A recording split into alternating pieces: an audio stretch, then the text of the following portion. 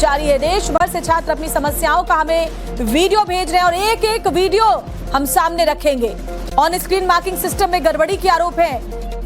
जो दिन रात मेहनत करके इन छात्रों ने अपनी परीक्षाएं दी थी, उनको अपनी उम्मीद के हिसाब से नंबर नहीं मिले, जिसके बाद उन्होंने री इवैल्यूएशन के लिए अप्लाई किया। और अब तो इस तरह के भी बातें सामने आ रही हैं जहां री इवैल्यूएशन की बात कही जा रही है कि वो अप्लाई भी नहीं हो रहा। कई पेरेंट्स इसको लेकर के परेशान हैं। उनका कहना है कि री इवैल्यूएशन जो सिस्टम है उसी में दिक्कत है, अप्लाई भी वो नहीं कर पा रहे हैं। ऑन स्क्रीन मार्किंग में जबरदस्त हेराफेरी इस वक्त देखी जा रही है। और देखिए, कुछ तो ऐसे भी बच्चे हैं जो इतने ज्यादा परेशान हैं कि वो मेंटल ट्रॉमा में है, वो अस्पताल तक पहुंच गए हैं। आखिर इसका जिम्मेदार कौन है, जवाबदेह कौन है, किसकी बनती है जवाबदेही? कोई अकाउंटेबिलिटी है या नहीं है?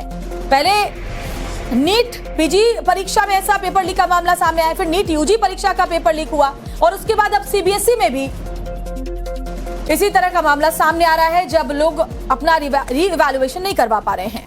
एक बड़ी खबर है श्वेता, इसी से जुड़ी हुई अपने दर्शकों को बता देते, सबसे प्रतिष्ठित शिक्षा बोर्ड सीबीएसई सवालों के घेरे में, क्योंकि इस बार 12वीं के जिन 18 लाख छात्रों ने एग्जाम दिए हैं वो अब बोर्ड की तरफ से चेक करवाई गई कॉपी को ही शक की नजर से देख रहे हैं। उनको लग रहा है कि जो चेकिंग हुई है वो गलत हुई है और इसी वजह से कल शाम 6 बजे तक जो सीबीएसई से डाटा मिला है उसके मुताबिक 4 लाख से अधिक छात्रों ने रीवैल्यूएशन के लिए अपनी आंसर शीट की कॉपी मांगी है ताकि वो इस बात की संतुष्टि कर सकें कि उनकी कॉपी सही तरीके से जांची गई है, चेक की गई है या नहीं की गई। करीब 4,04,000 छात्रों ने 11 लाख से अधिक आंसर शीट मांगे। 19 मई से शुरू हुए इस प्रोसेस में सीबीएसई अब तक 8,98,214 कॉपियां जो है छात्रों को दे चुका है। लेकिन सोचिए कि जैसे ही छात्रों को आंसर शीट मिली, सीबीएसई की ओएसएम यानी कि ऑन स्क्रीन मार्किंग की कलई खुल गई।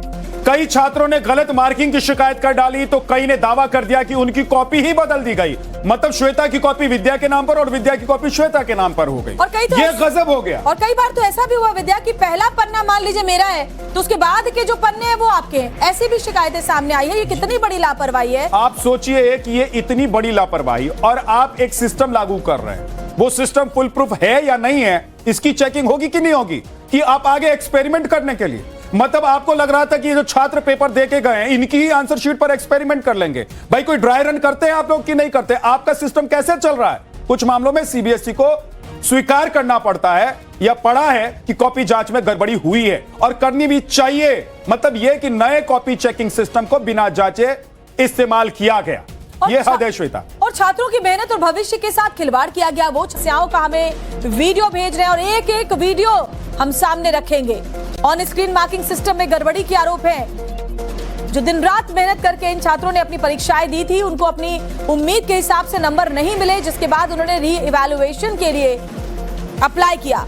और अब तो इस तरह के भी बातें सामने आ रही हैं जहां री इवैल्यूएशन की बात कही जा रही है कि वो अप्लाई भी नहीं हो रहा। कई पेरेंट्स इसको लेकर के परेशान हैं। उनका कहना है कि रीवैल्यूएशन जो सिस्टम है उसी में दिक्कत है, अप्लाई भी वो नहीं कर पा रहे हैं। ऑन स्क्रीन मार्किंग में जबरदस्त हेराफेरी इस वक्त देखी जा रही है। और देखिए, कुछ तो ऐसे भी बच्चे हैं जो इतने ज्यादा परेशान हैं कि वो मेंटल ट्रॉमा में है, वो अस्पताल तक पहुंच गए हैं। आखिर इसका जिम्मेदार कौन है, जवाबदेह कौन है, किसकी बनती है जवाबदेही? कोई अकाउंटेबिलिटी है या नहीं है?